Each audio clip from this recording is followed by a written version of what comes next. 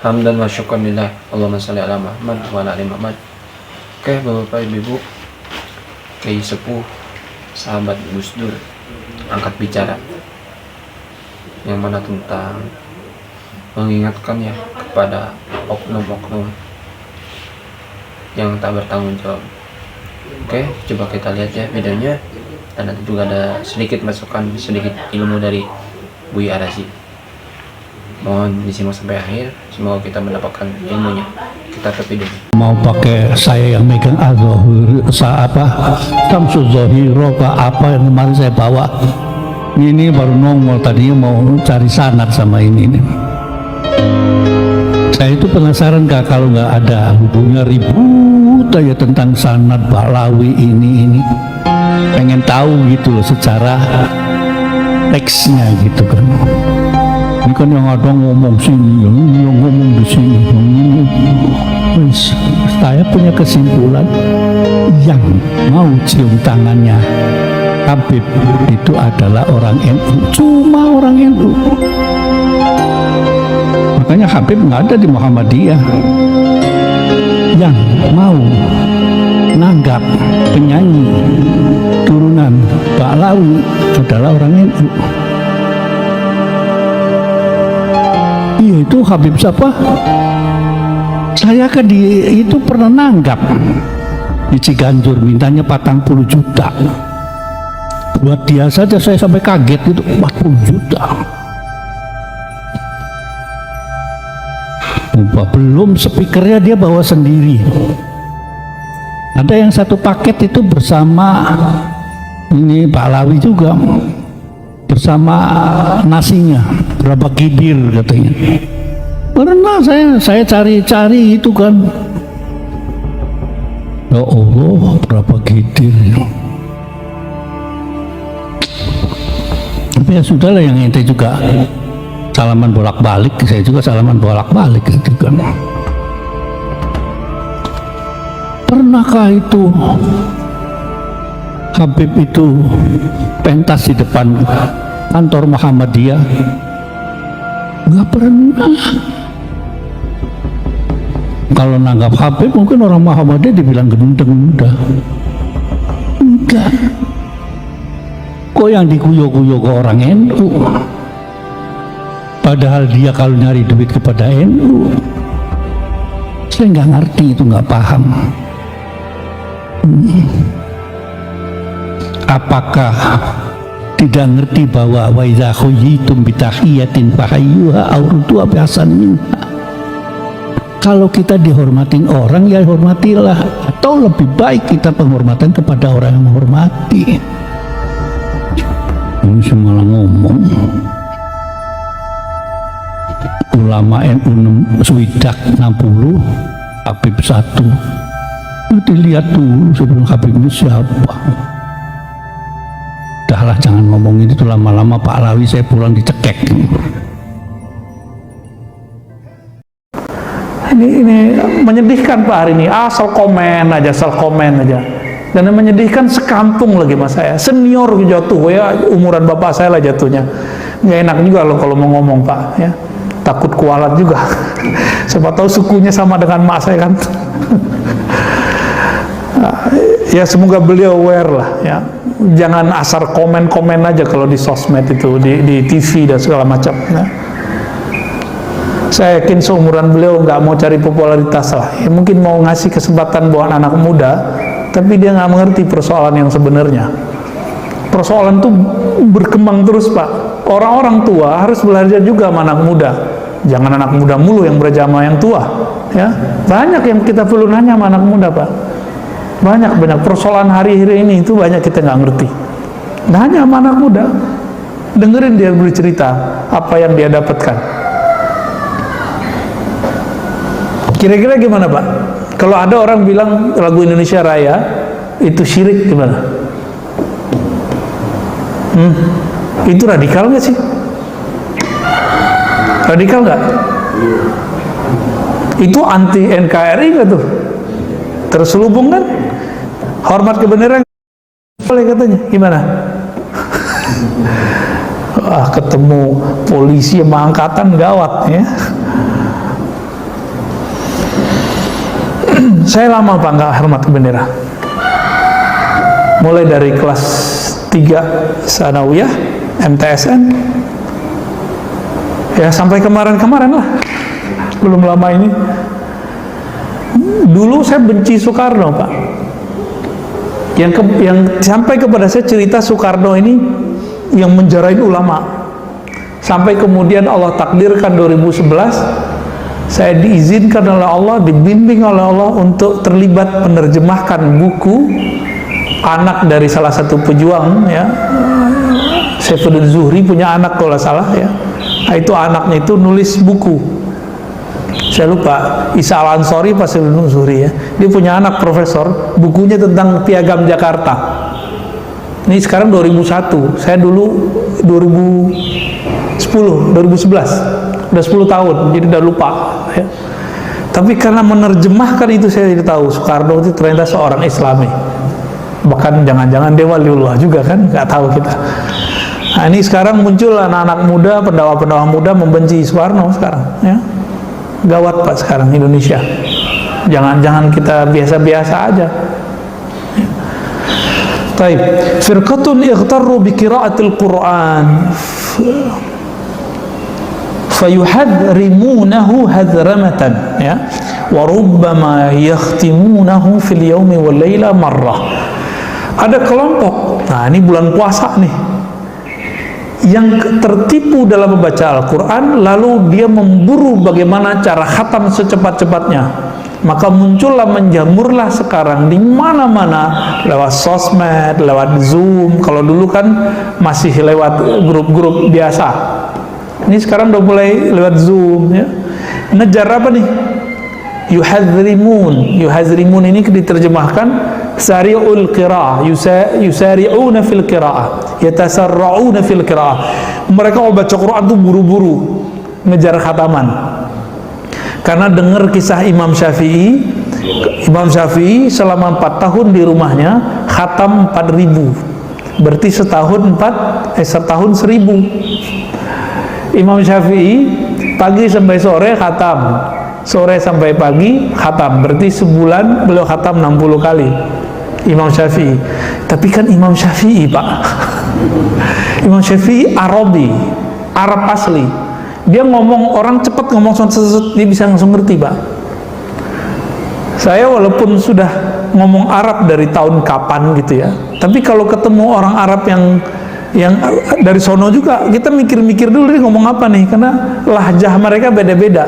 Kita kan yang kita pelajari di sini cuma Arab Fusha, Arab yang nggak mulai lokal udah nggak ngerti kita, ya, harus penyesuaian dulu telinganya baru pas. Nah, Imam Syafi'i ini baca Quran, kita bacanya satu baris, beliau mungkin udah nyampe setengah halaman kalau lagi yuhazrimun, pengen khataman.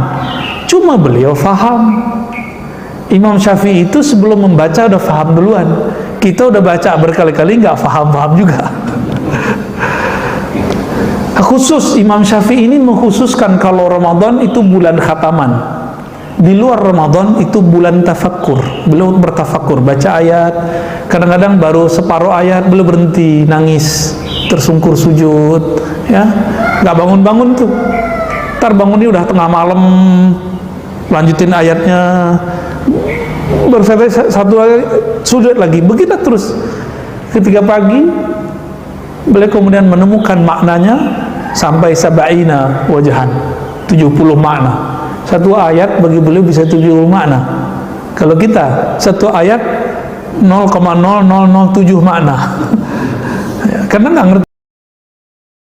Sudah membahas sampai ke, ya, kalau sholat dia miring sendiri aja. Jadi udah masuk ke alam bawah sadarnya. Kita tes, iseng nanya, kamu kok miring? Kiblatnya kan miring, Ustaz. Masjidnya lurus. Emang dia jamin dia miring, dia lurus itu nyampe kemana?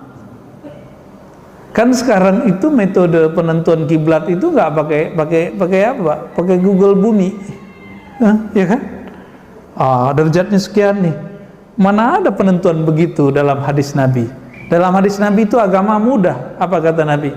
Ma baina asyarq wal gharb kiblah. antara timur barat kiblat. Jadi Nabi di Madinah, maka Nabi mengarah ke selatan, antara timur dan barat itu kiblat. Mau merang dikit mau nggak masalah, kecuali Ka'bah di depan, nggak boleh Pak miring. Nah, ini ittifaq ulama, ini kesepakatan ulama. Kita sholat di belakang tembok atau di belakang masjid, di belakang Jabal Abi Kubais, Gunung Abi Kubais, itu miring dikit juga nggak masalah. Kenapa? Udah nggak kelihatan. Dan saya ceritakan Pak ya, cerita pahit.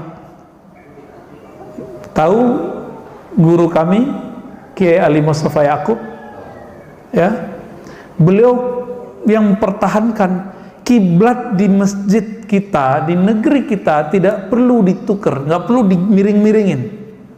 Begitu fatwa beliau. Berdasarkan hadis Imam Tirmizi tadi yang sahih. Ma baina syarq wal gharb atau ma baina al-masyriq wal maghrib qiblah, kalau versi riwayat Imam Tirmizi. Hadis ini sahih. Antara timur dan barat itu kiblat. Kalau kita apa? Antara utara dan barat, antara utara dan selatan, berarti itu kiblat.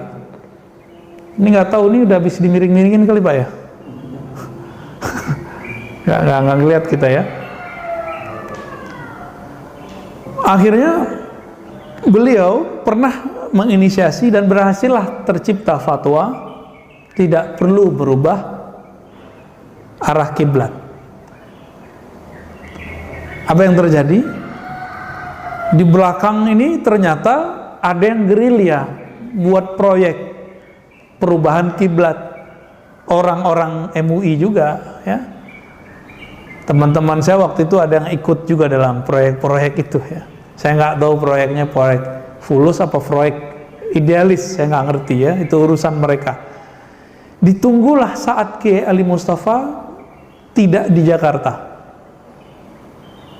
Kiai Ali Mustafa waktu itu mengantarkan adik-adik kelas saya berdakwah di Papua, di Raja Ampat. Di situ sinyal susah tahun 2010. Ketika beliau ke sana 10 hari, di saat itulah ditikung Pak. Beliau orang wakil komisi fatwa, nggak tahu ada undangan.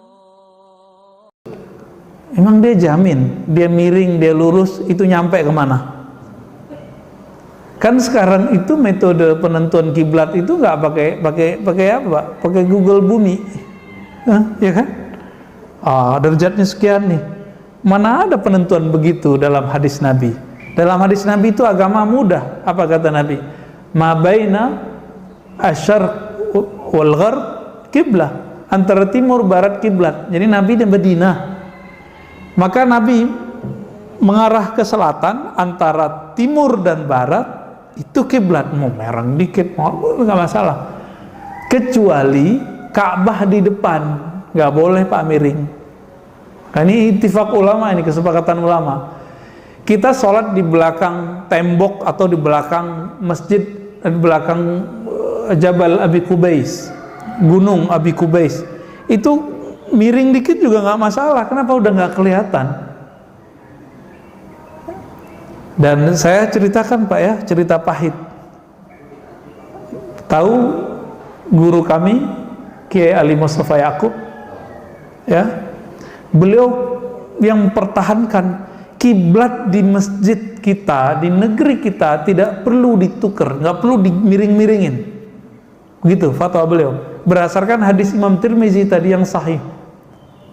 Ma baina syarq wal gharb atau ma baina al-masyriq wal maghrib qiblah, kalau versi riwayat Imam Tirmizi. Hadis ini sahih.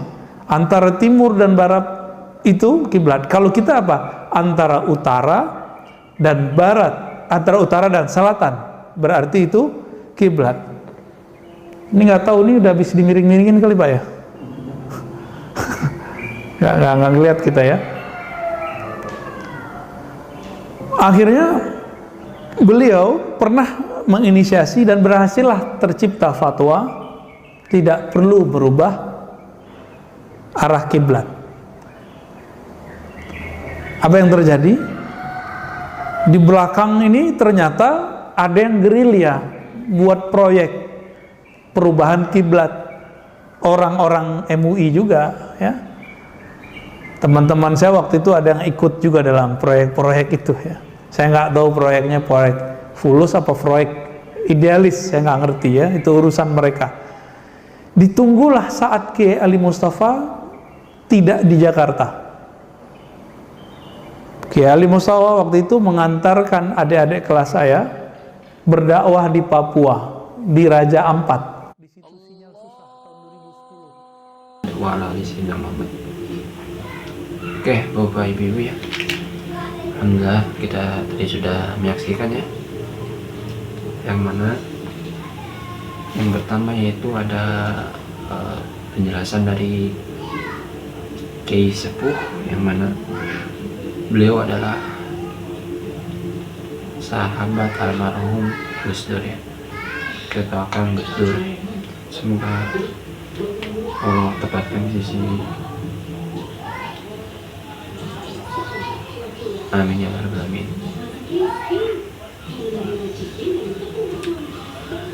Oke Bapak Ibu, dan tadi juga kita sudah menyaksikan ya ceramah dari Buy Arazi, yang mana alhamdulillah ya sudah menyampaikan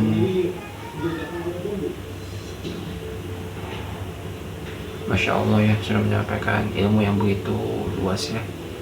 Semoga bisa kita terapkan di kehidupan sehari-hari ya Allah Rabbal Alamin. Allahumma sholli ala Muhammad wa ala ali Muhammad. Oke Bapak Ibu, semoga sehat selalu, semoga kita semua ada dalam lindungan Allah Subhanahu wa taala. Amin ya rabbal alamin. Allahumma sholli ala sayyidina Muhammad wa ala ali sayyidina Muhammad. Semoga videonya ada sedikit manfaatnya, dan khususnya untuk diri saya pribadi semoga menjadi lebih baik lagi. Amin. Terima kasih. Hadallahu yakum ajmain. Ihdinas siratal mustaqim. Wallahu a'lam bishawab. Allahumma shalli ala Muhammad wa ala sayyidina Muhammad. Terima kasih.